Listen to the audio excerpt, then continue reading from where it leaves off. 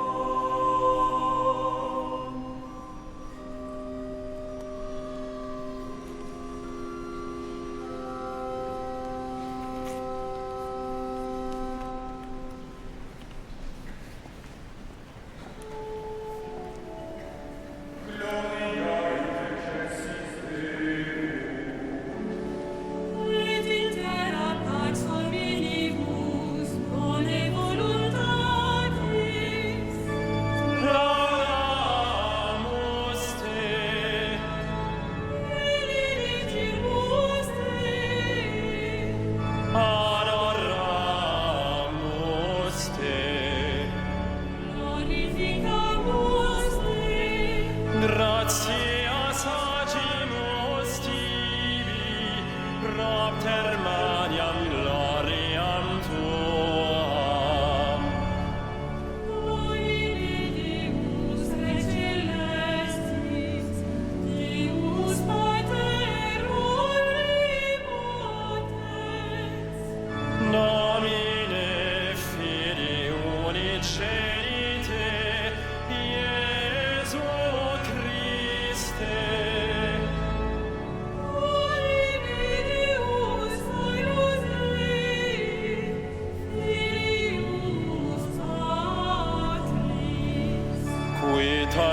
peccata mundi, miserere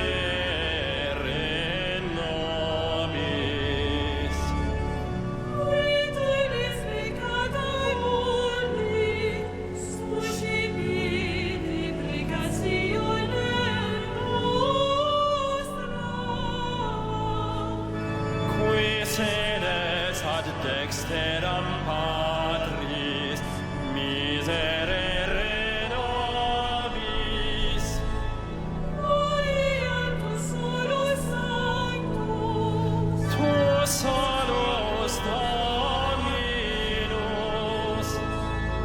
tu solus altissimus, Jesu Christi. cum Sancto Spiritu in gloria Dei Patris.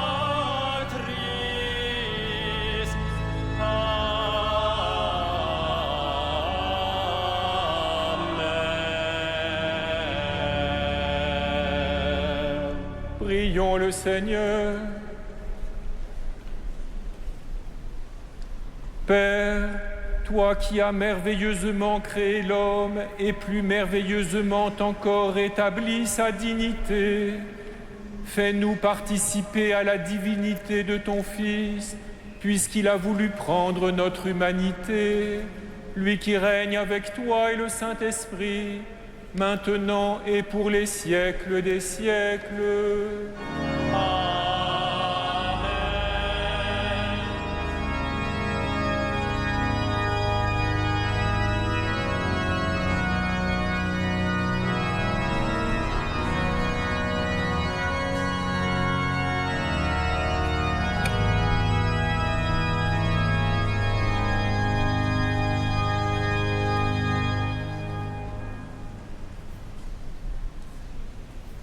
Lecture du livre d'Isaïe. Comme il est beau de voir courir sur les montagnes le messager qui annonce la paix, le messager de la bonne nouvelle qui annonce le salut, celui qui vient dire à la cité sainte, « Il est roi, ton Dieu ». Écoutez la voix des guetteurs, leur appel retentit, c'est un seul cri de joie. Ils voient de leurs yeux le Seigneur qui revient à Sion. Éclatez en cris de joie, ruines de Jérusalem, car le Seigneur a consolé son peuple, il rachète Jérusalem. Le Seigneur a montré la force divine de son bras aux yeux de toutes les nations. Et, d'un bout à l'autre de la terre, elles verront le salut de notre Dieu. Parole du Seigneur.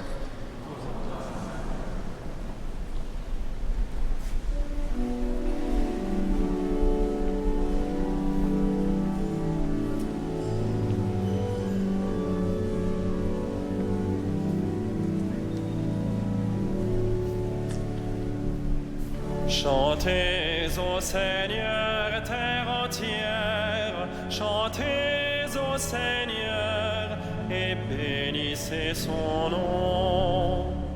Chantez au Seigneur, terre entière, chantez au Seigneur et bénissez son nom. Chantez au Seigneur un chant nouveau, car il a fait des merveilles. Par son bras très saint, par sa main puissante, il s'est assuré la victoire. Chantez au Seigneur, terre entière, chantez au Seigneur et bénissez son nom. Le Seigneur a fait connaître sa victoire et révélé sa justice aux nations. Il s'est rappelé sa fidélité, son amour, en faveur de la maison d'Israël.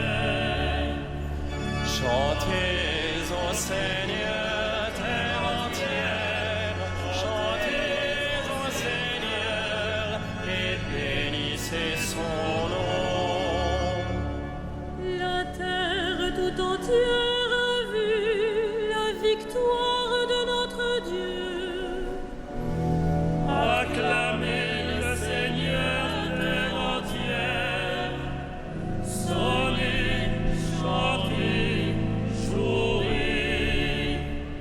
Chantez au Seigneur, terre entière, chantez au Seigneur et bénissez son nom. Jouez pour le Seigneur sur la cithare et tous les instruments. Au son de la trompette et du corps, acclamez votre roi, le Seigneur.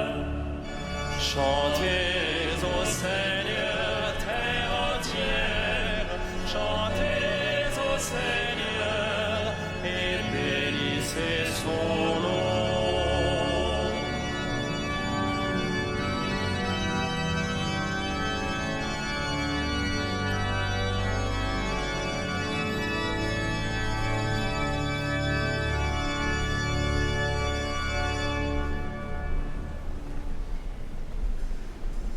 Commencement de la lettre aux Hébreux.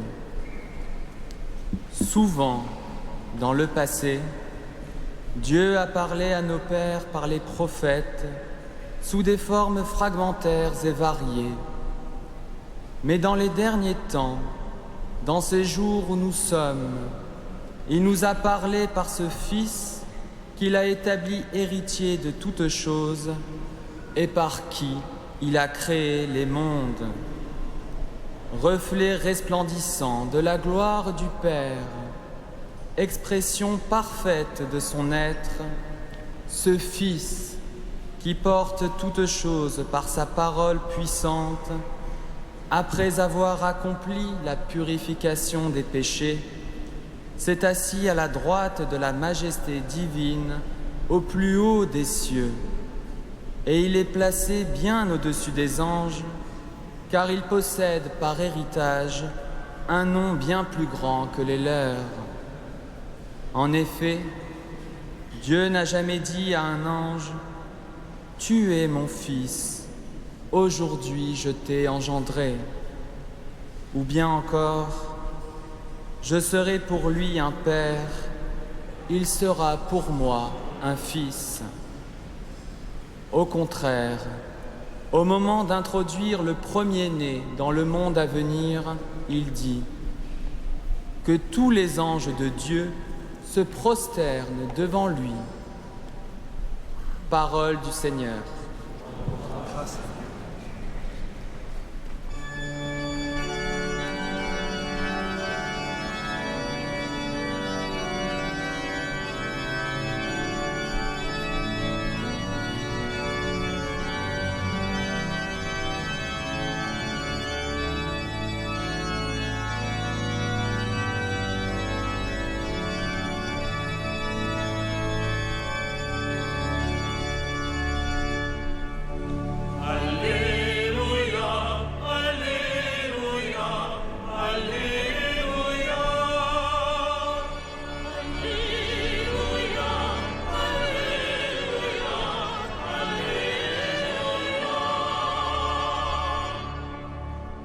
Aujourd'hui la lumière a brillé sur la terre, peuple de l'univers, entrez dans la clarté de Dieu. Venez tous adorer le Seigneur. Alléluia, Alléluia, Alléluia.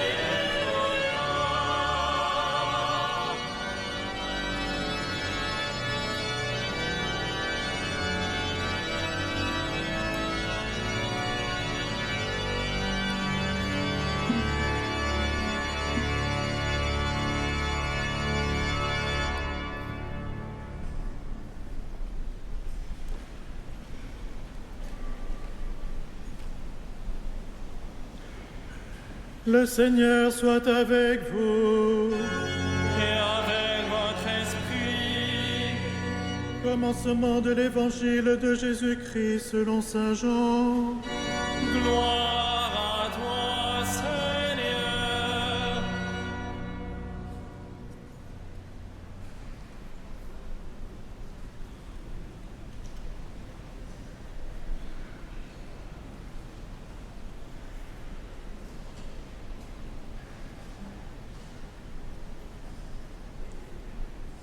Au commencement était le Verbe, la parole de Dieu. Et le Verbe était auprès de Dieu. Et le Verbe était Dieu. Il était au commencement auprès de Dieu. Par lui, tout s'est fait. Et rien de ce qui s'est fait ne s'est fait sans lui. En lui était la vie, et la vie était la lumière des hommes. La lumière brille dans les ténèbres, et les ténèbres ne l'ont pas arrêtée. Il y eut un homme envoyé par Dieu. Son nom était Jean.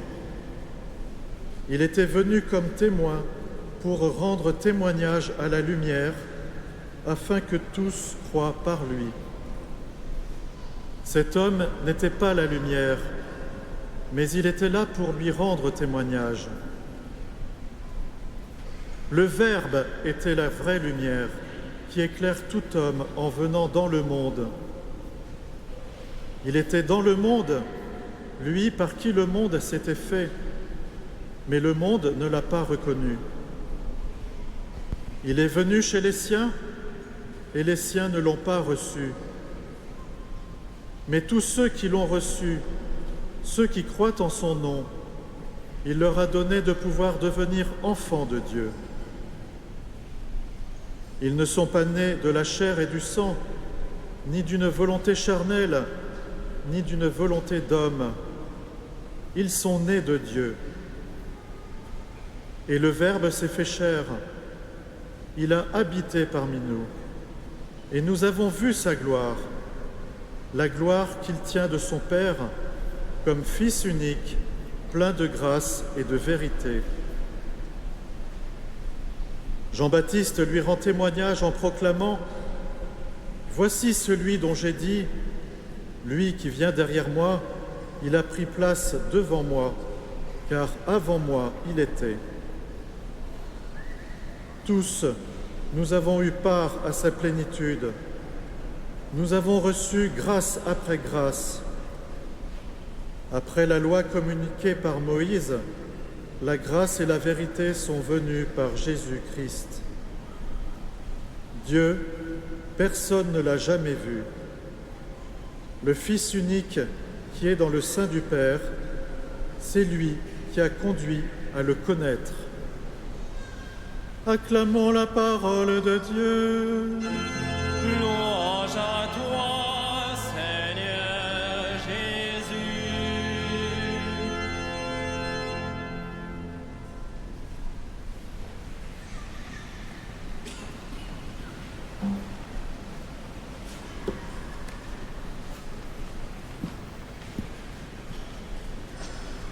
Frères et sœurs, à la veille de Noël, dans la nuit du 24 décembre, la liturgie nous fait entendre le récit de la nativité, de la naissance de Jésus, tel que nous le donne saint Luc.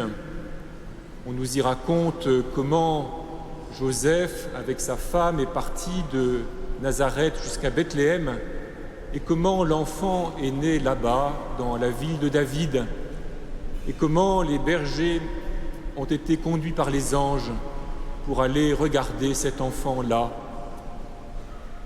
Mais ce soir, dans la journée de Noël, la liturgie nous fait entendre ces lectures impressionnantes qui viennent d'être proclamées, en particulier donc le commencement de l'Épître aux Hébreux et puis le commencement de l'Évangile selon saint Jean, ce que l'on appelle le prologue de saint Jean.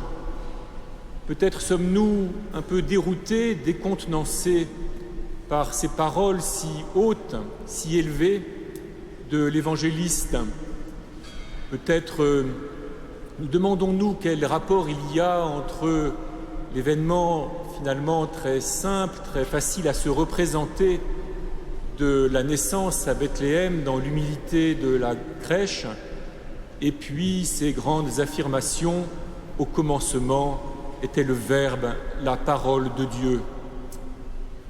On pourrait peut-être dire que, à la veille de Noël, dans la messe de la nuit, la liturgie nous donne de contempler les faits à hauteur d'homme, mettons comme les bergers ont pu les voir, tandis que, aujourd'hui, dans le jour de Noël, nous sommes invités, il nous est rendu possible par la liturgie de contempler les faits comme les anges les ont vus, eux qui voient la face de Dieu et qui reconnaissent Dieu dans l'événement très simple apparemment de cette naissance.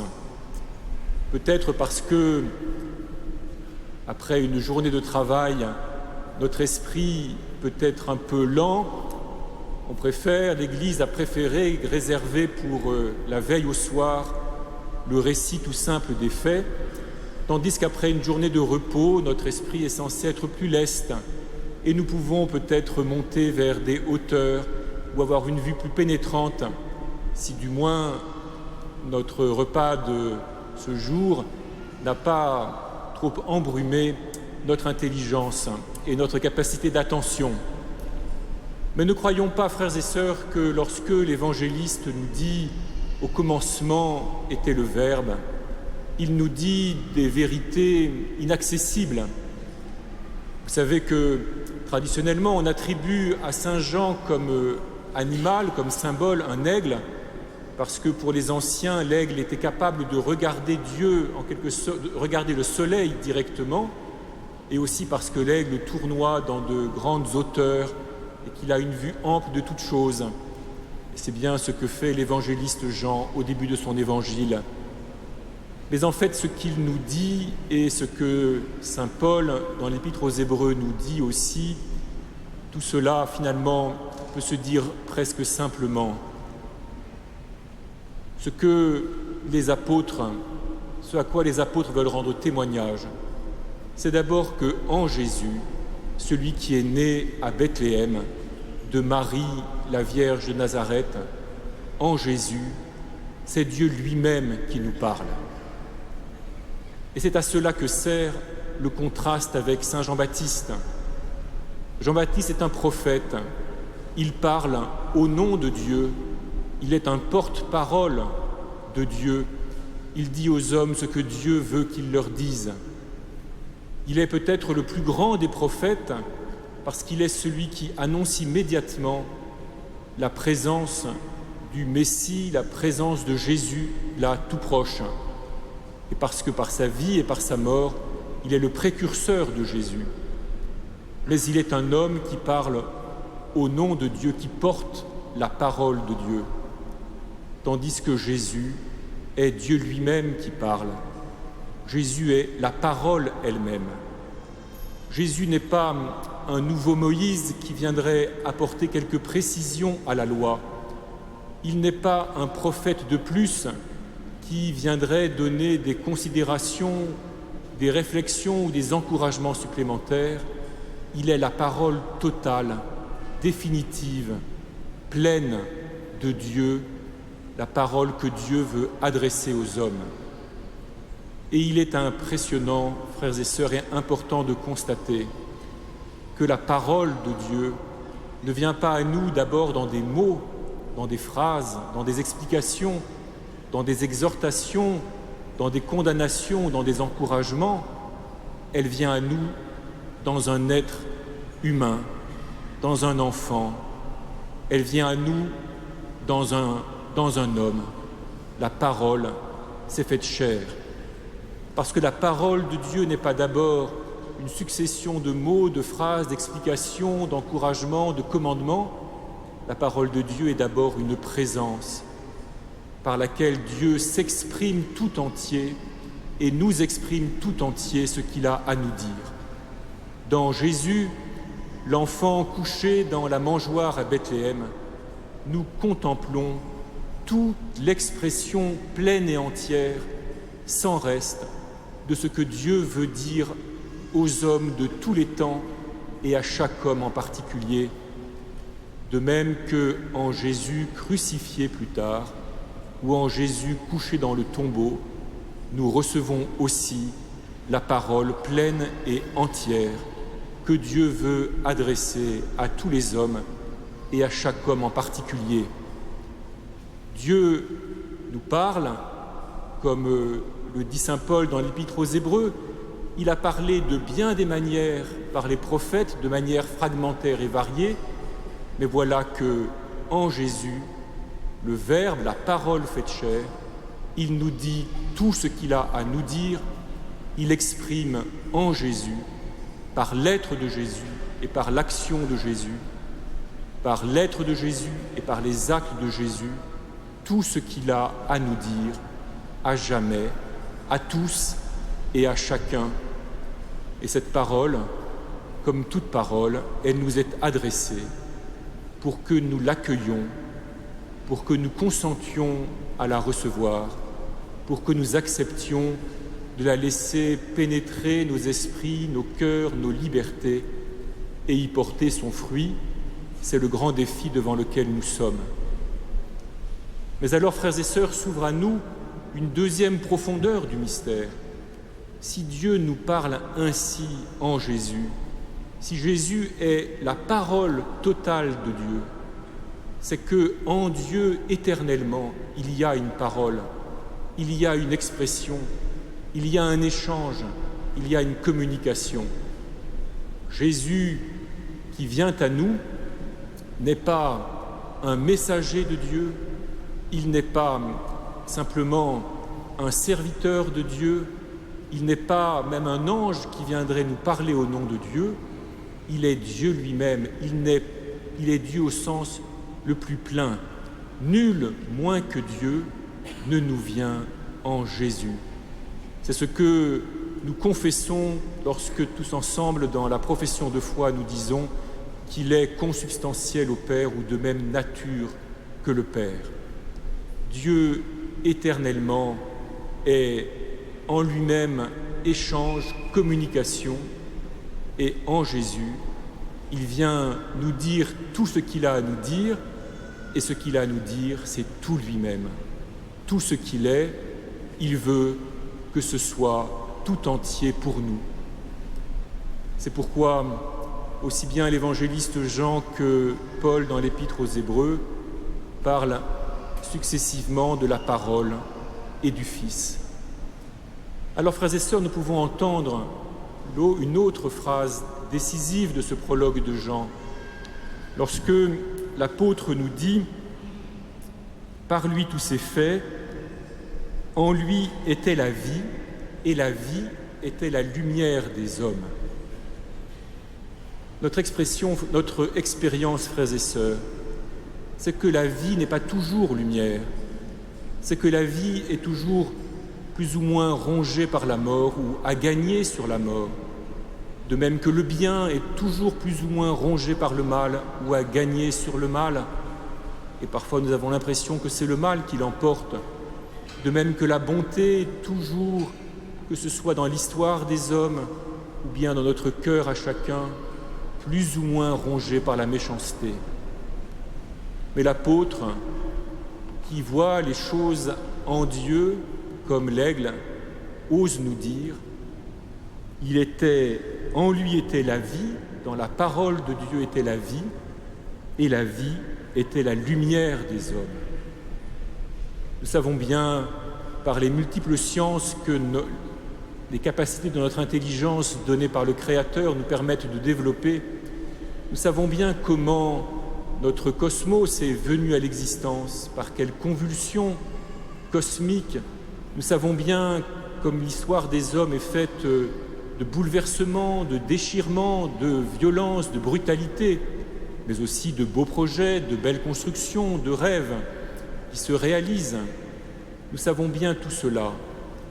Mais ce que l'apôtre ose nous dire en contemplant Jésus, la parole de Dieu faite chair, c'est que fondamentalement, premièrement, avant toute chose, la vie est lumière parce que la vie nous est donnée par Dieu, parce que la vie, notre vie, est voulue par Dieu.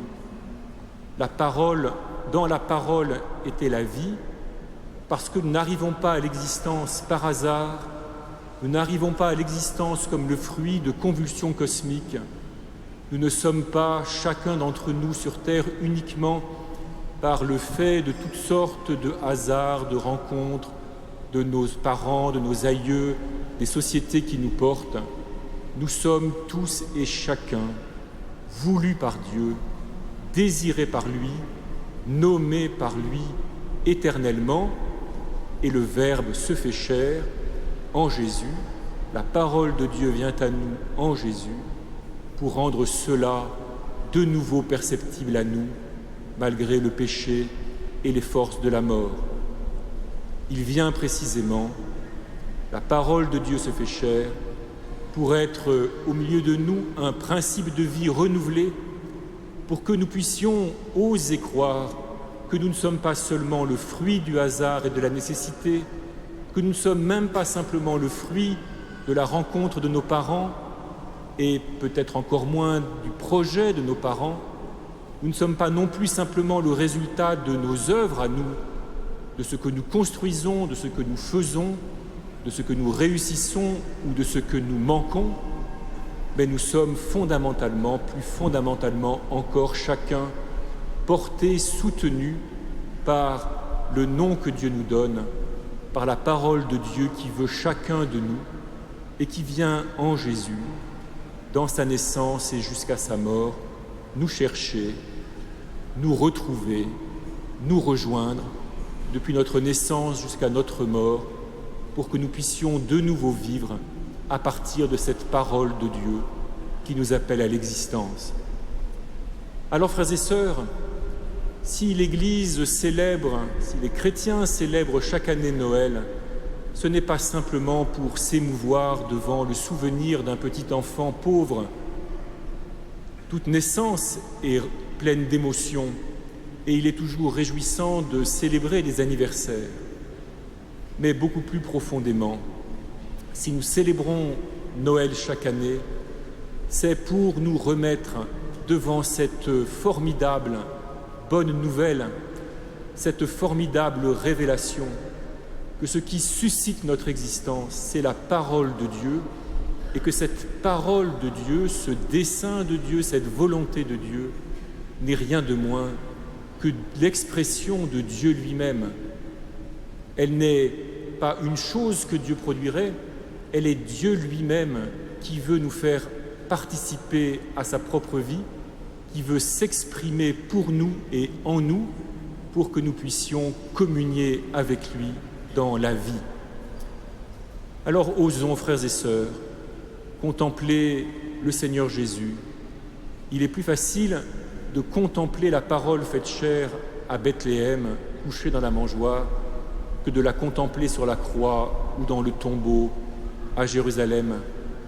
Il est plus facile peut-être de s'approcher de lui quand il est un petit bébé qui ne parle pas et qui est emmailloté de l'ange, qui ne bouge donc pas, que de s'approcher de lui dans ses gestes, dans ses paroles, dans ses paraboles qui parfois nous surprennent, nous dérangent, nous entraînent là où nous n'imaginons pas aller. Profitons de ce temps de Noël, osons contempler ce petit enfant et reconnaître en lui l'expression entière de ce que Dieu veut nous dire, et osons donc l'accueillir comme cela pour le laisser ensuite grandir en nous. Et osons aussi nous faire les messagers de la bonne nouvelle, ceux dont le prophète Isaïe chante la beauté des pieds, comme ils sont beaux les pieds des messagers de la bonne nouvelle. Osons aller vers nos frères et nos sœurs en les regardant eux aussi, non pas simplement comme des produits du hasard et de la nécessité, non pas simplement comme des encombrements de notre espace quotidien, mais comme des fruits de la parole de Dieu, de la volonté de Dieu, qui sont appelés, avec qui nous sommes appelés à entrer dans la vie éternelle. Osons aller vers eux en étant nous-mêmes, frères et sœurs, des paroles que Dieu adresse aux hommes. Tel est notre programme de chrétiens, Ce que l'évangéliste nous dit lorsqu'il dit que ceux qui croient en lui, il les a fait renaître pour qu'ils soient des fils et des filles de Dieu. Étant fils et filles de Dieu, nous pouvons oser essayer de faire de notre vie une parole de Dieu adressée à ceux qui nous rencontrent, une parole de bonté, une parole de bienveillance, une parole qui appelle à la vie, une parole qui promet la vie, car c'est bien cela qu'est la parole de Dieu dans l'éternité. Elle est vie et elle est amour. Amen.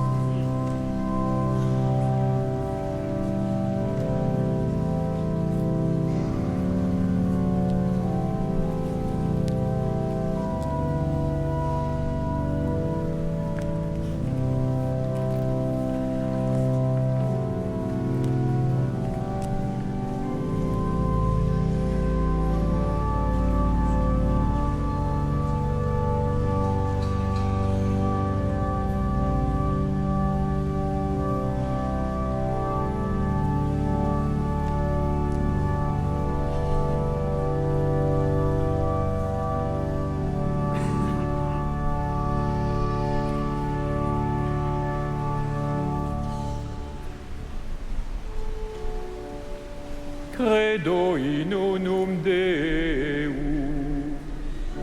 Patrem omnipotentem, factorem celi et terrae, Filium omnium, et invisibilium, et in unum Dominum Iesum Christum, Filium Dei unigenitum, et ex parte natum, patriarchia saecula. Deum de Deo lumen lumine, Deum verum de Deo verum, genitum non factum, quod substantialem Patri, per quem omnia facta sunt, qui propter nos homines, et propter nostram salutem, descendim de celis.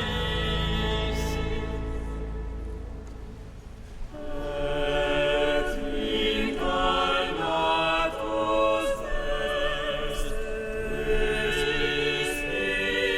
Spiritus Sanctus, ex Maria Virginie,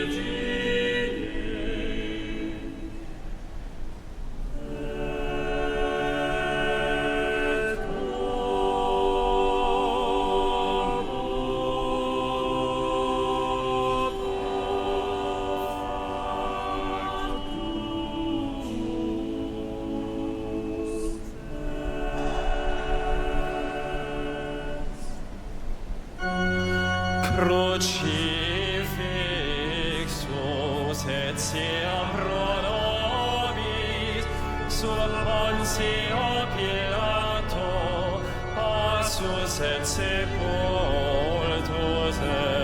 est, et resurrexit tertia dies secundum Scripturas, et ascendit in caelo, sedet ad dexteram Patris, et iterum venturus est cum gloria,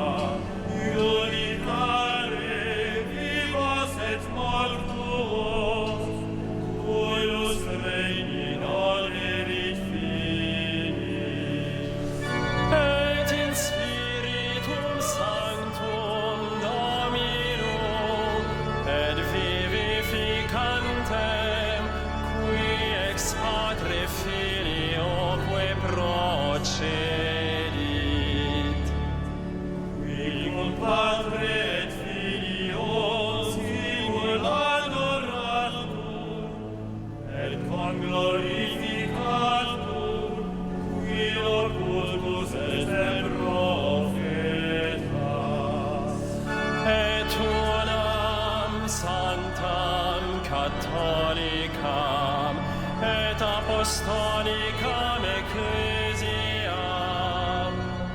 Confiteorum baptismam in remissionem peccatorum. et expecto resurrectionem mortorum, Et vitam venturis seculi.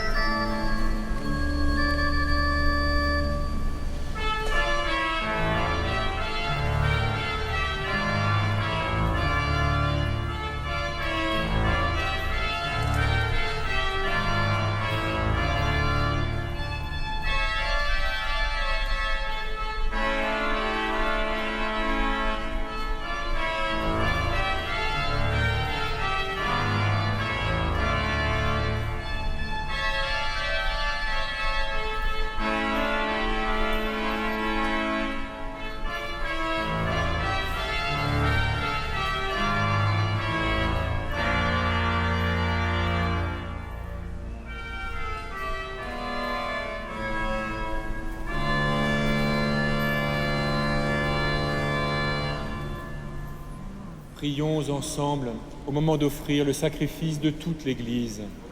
La gloire de Dieu, le salut du monde. Accepte, Seigneur, l'offrande que nous te présentons en ce jour de fête, car elle est le sacrifice qui nous rétablit dans ton alliance et fait monter vers toi la parfaite louange. Par Jésus le Christ, notre Seigneur. Amen. Le Seigneur soit avec vous. Et avec votre esprit, Élevons notre cœur. nous le tournons vers le Seigneur. Rendons grâce au Seigneur notre Dieu. Cela est juste et bon. Vraiment, il est juste et bon de te rendre grâce, de t'offrir notre action de grâce toujours et en tout lieu. À toi, Père très saint, Dieu éternel et tout-puissant, par le Christ notre Seigneur.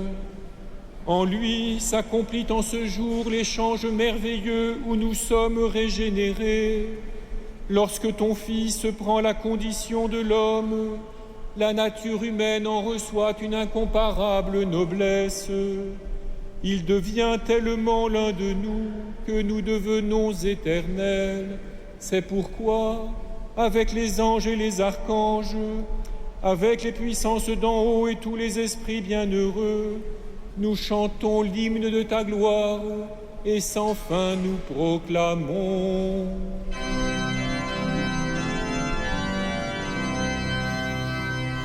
Saint, Saint, Saint, le Seigneur, Dieu de l'univers. Le ciel et la terre sont remplis de ta gloire. Hosanna au plus haut des cieux. Béni soit celui qui vient au nom du Seigneur. Hosanna au plus haut des cieux.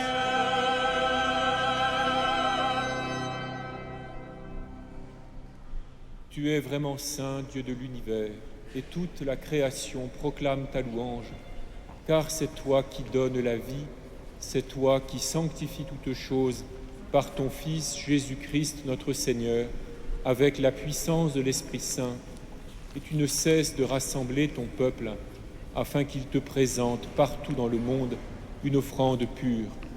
C'est pourquoi nous voici rassemblés devant toi, et dans la communion de toute l'Église, nous célébrons le jour très saint où Marie, dans la gloire de sa virginité, enfanta le Sauveur du monde. Par lui, notre Rédempteur et notre Seigneur, Dieu Tout-Puissant, nous te supplions de consacrer toi-même les offrandes que nous apportons. Sanctifie-les par ton Esprit, pour qu'elles deviennent le corps et le sang de ton Fils, Jésus-Christ notre Seigneur, qui nous a dit de célébrer ce mystère. La nuit même où il fut livré, il prit le pain. En te rendant grâce, il le bénit, il le rompit et le donna à ses disciples en disant : Prenez et mangez-en tous. Ceci est mon corps livré pour vous.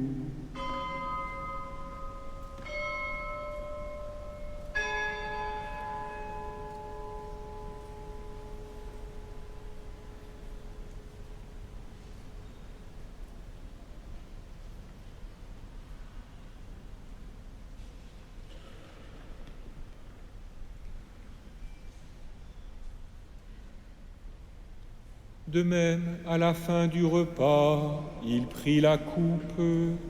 En te rendant grâce, il la bénit et la donna à ses disciples en disant : Prenez et buvez-en tous, car ceci est la coupe de mon sang, le sang de l'alliance nouvelle et éternelle, qui sera versé pour vous et pour la multitude en rémission des péchés.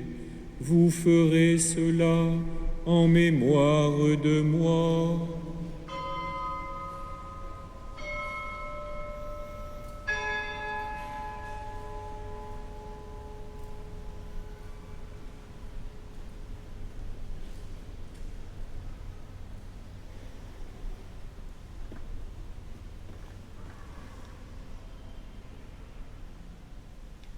Il est grand le mystère de la foi. Nous proclamons ta mort, Seigneur Jésus. Nous célébrons ta résurrection. Nous attendons ta venue dans la gloire.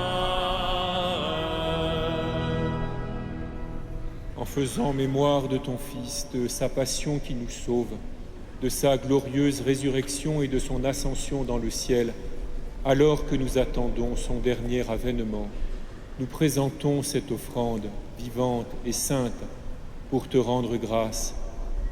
Regarde, Seigneur, le sacrifice de ton Église et daigne y reconnaître celui de ton Fils qui nous a rétablis dans ton alliance. Quand nous serons nourris de son corps et de son sang et remplis de l'Esprit Saint, accorde-nous d'être un seul corps et un seul esprit dans le Christ.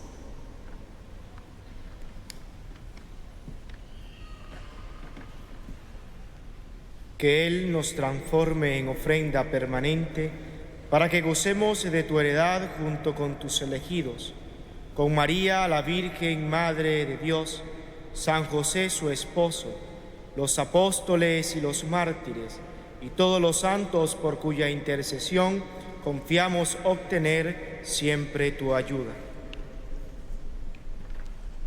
Et maintenant, nous te supplions, Seigneur, par le sacrifice qui nous réconcilie avec toi, étends au monde entier le salut et la paix, affermis la foi et la charité de ton Église au long de son chemin sur la terre.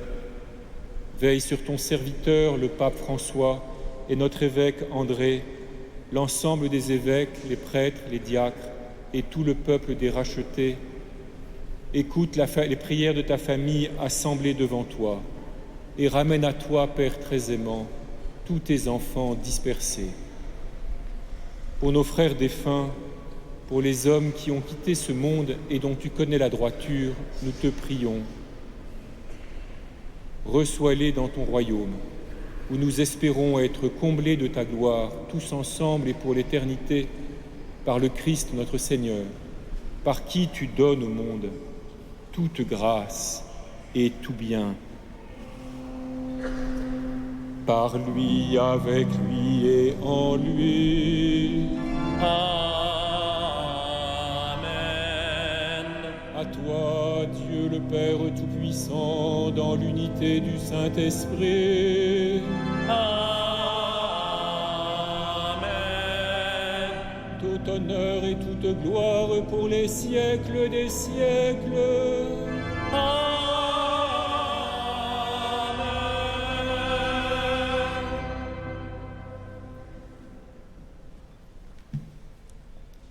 Comme nous l'avons appris du Sauveur, selon son commandement, nous osons dire « Notre Père, qui es aux cieux, que ton nom soit sanctifié, que ton règne vienne, que ta volonté soit faite sur la terre comme au ciel.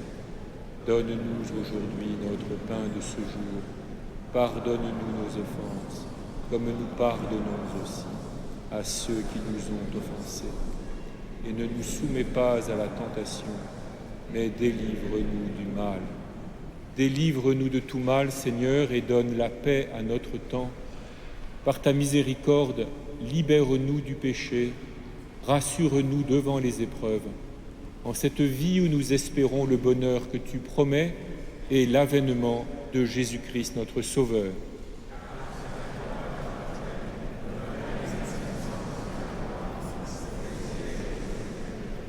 Seigneur Jésus-Christ, tu as dit à tes apôtres, « Je vous laisse la paix, je vous donne ma paix. Ne regarde pas nos péchés, mais la foi de ton Église. Pour que ta volonté s'accomplisse, donne-lui toujours cette paix et conduis-la vers l'unité parfaite, toi qui règnes pour les siècles des siècles. Que la paix du Seigneur soit toujours avec vous. Et avec votre esprit. Frères et sœurs, dans la charité du Christ, donnez-vous la paix.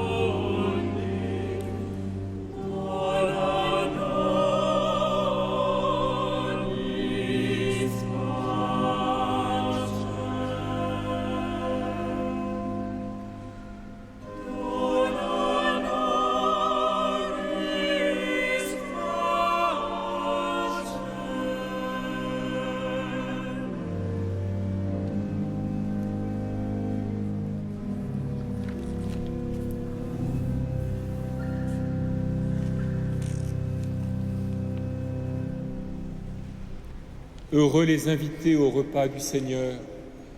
Voici l'agneau de Dieu qui enlève le péché du monde. Seigneur, pas digne de recevoir, mais seulement une parole.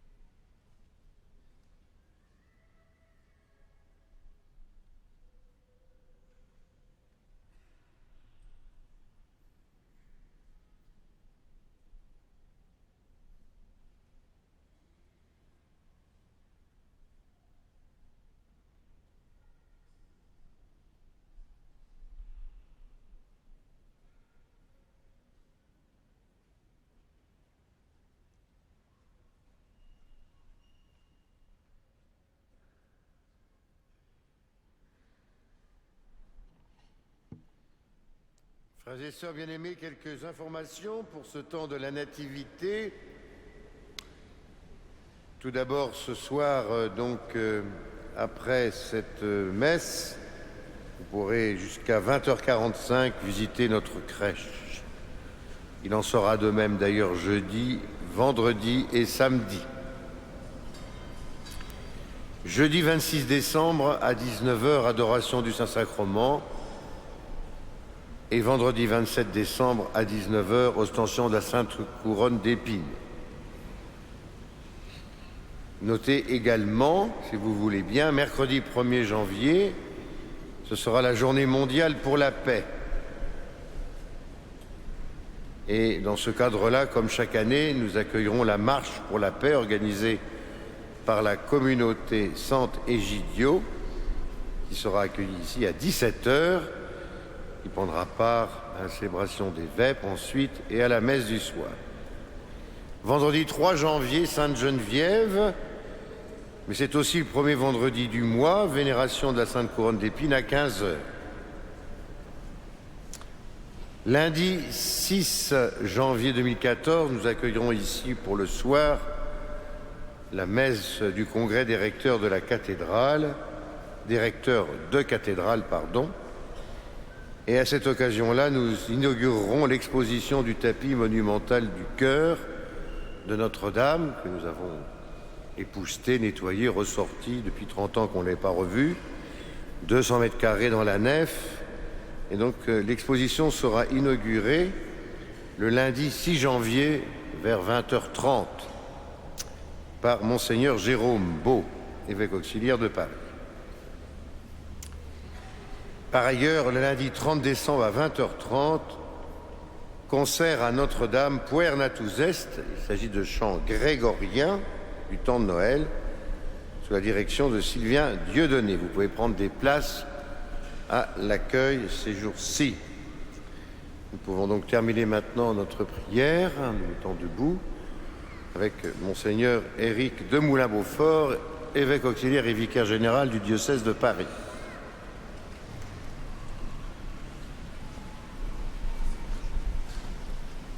Prions.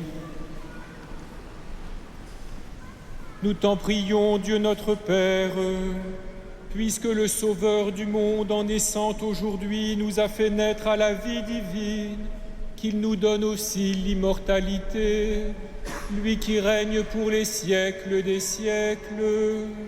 Amen.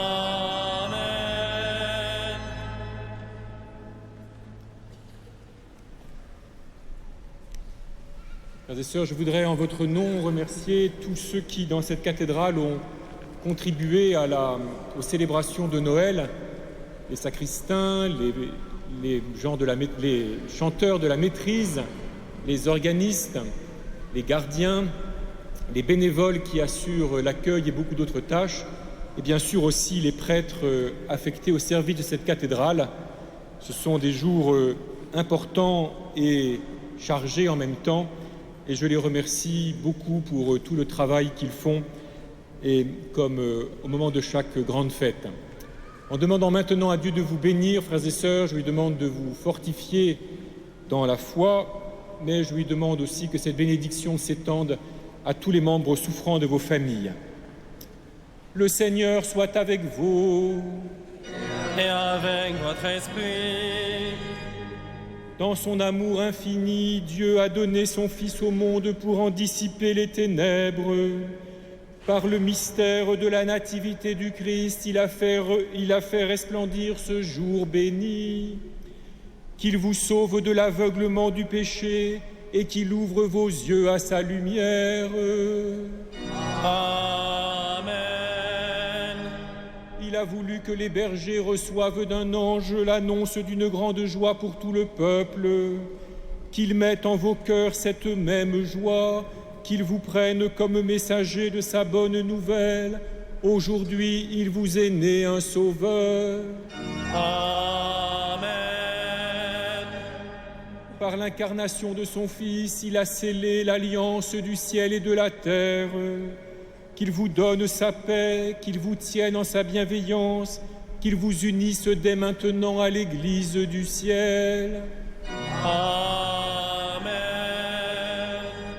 que Dieu Tout-Puissant vous bénisse, le Père, le Fils et le Saint-Esprit. Amen.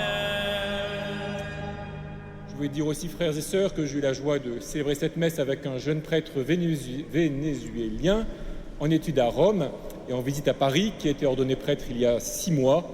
Et donc nous confions son sacerdoce et nous rendons grâce à Dieu pour tous les prêtres qu'il nous donne. Allez dans la paix du Christ.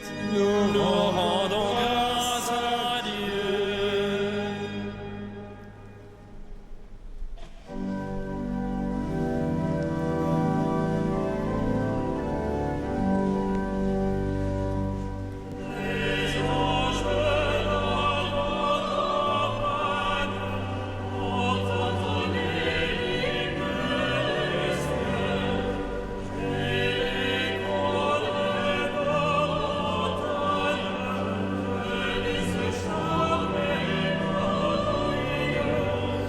Gloria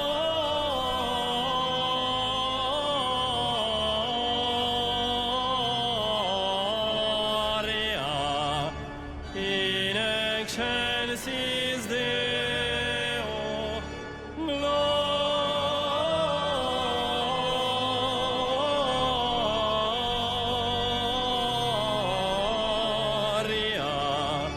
in excelsis Deo.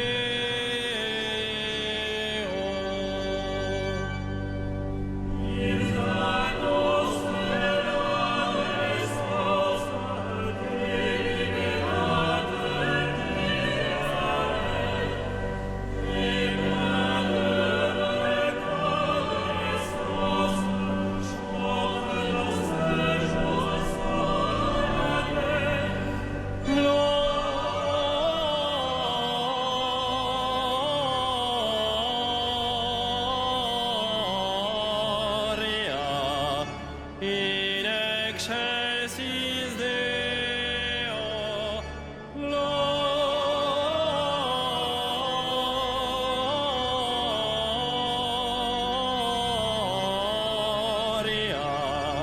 in excelsis